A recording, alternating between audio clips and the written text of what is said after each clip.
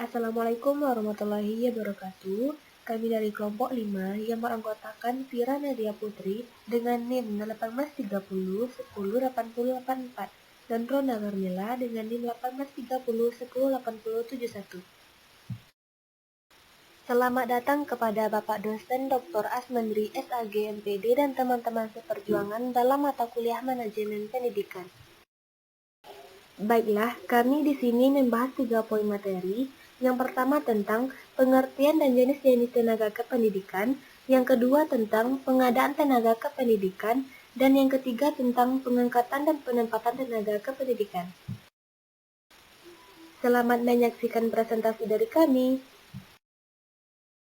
Yang pertama, pengertian dan jenis-jenis tenaga kependidikan.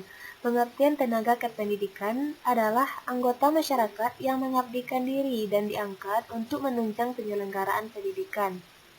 Tugasnya ialah melaksanakan pengawasan dan pelayanan teknis untuk menunjang proses pendidikan pada suatu satuan pendidikan. Seperti halnya tenaga pendidik, tenaga kependidikan juga berkewajiban untuk membantu menciptakan suasana pendidikan yang bermakna, menyenangkan, kreatif, dinamis, dan dialogis, sesuai dengan kepercayaan yang diberikan kepadanya dalam melaksanakan sistem administrasi sekolah. Keberadaan tenaga kependidikan sangatlah penting, mulai dari pengelola perpustakaan, bagian keuangan, sampai pada bagian kebersihan sekolah, merupakan suatu kesatuan sinergis yang membawa sekolah dalam mencapai tujuan pendidikan. Selanjutnya, jenis-jenis tenaga kependidikan. Tenaga kependidikan merupakan seluruh komponen yang terdapat dalam instansi atau lembaga pendidikan yang tidak hanya mencakup guru saja, melainkan keseluruhan yang berpartisipasi dalam pendidikan.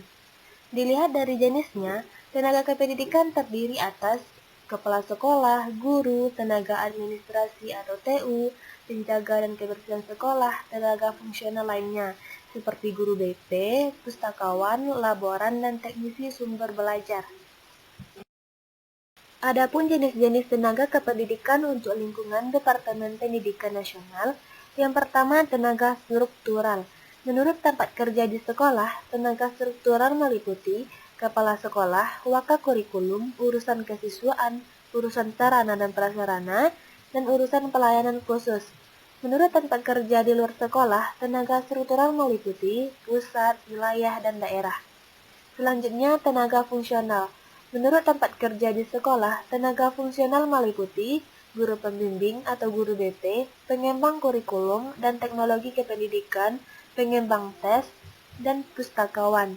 Menurut tempat kerja di luar sekolah, tenaga fungsional meliputi pemilik, pengawas, pelatih, fasilitator, dan pengembangan pendidikan. Yang terakhir, tenaga teknis. Menurut tempat kerja di sekolah, meliputi laboran, teknisi, sumber belajar, pelatih olahraga, kesenian, keterampilan, dan petugas TU. Yang kedua, tentang pengadaan tenaga kependidikan. Adapun prinsip yang perlu diperhatikan dalam pengadaan tenaga kependidikan adalah yang pertama, formasi, yaitu benar-benar diperlukan tambahan tenaga edukatif. Yang kedua, mengacu pada analisa jabatan yang telah disusun agar sesuai dengan kualifikasi maupun syarat yang ditentukan. Yang ketiga, objektif, artinya dalam pelaksanaan tenaga kependidikan tidak menganut nepotisme dan kolusi atau pemberian sesuatu. Yang keempat, kesesuaian tugas dan kemampuan yang dimiliki pegawai. Adapun langkah-langkah pengadaan tenaga kependidikan. Yang pertama, pengumuman. Pengumuman ini dilakukan untuk memberitahukan kepada seluruh masyarakat yang memenuhi kualifikasi melalui media cetak maupun media elektronik. Dalam pengumuman pengadaan tenaga kependidikan, hal yang harus tercantum adalah yang pertama, persyaratan yang dituntut dari para pelamar. Yang kedua, batas waktu dimulai dan diakhiri pendaftaran. Yang ketiga, alamat dan tempat pengajuan pelamaran, dan lain-lain yang dipandang perlu. Yang kedua, pendaftaran. Pendaftaran dilakukan setelah pengumuman tersebar dan pendaftar mengajukan permohonan dengan memenuhi syarat yang telah ditentukan, beserta lampiran lainnya yang dibutuhkan.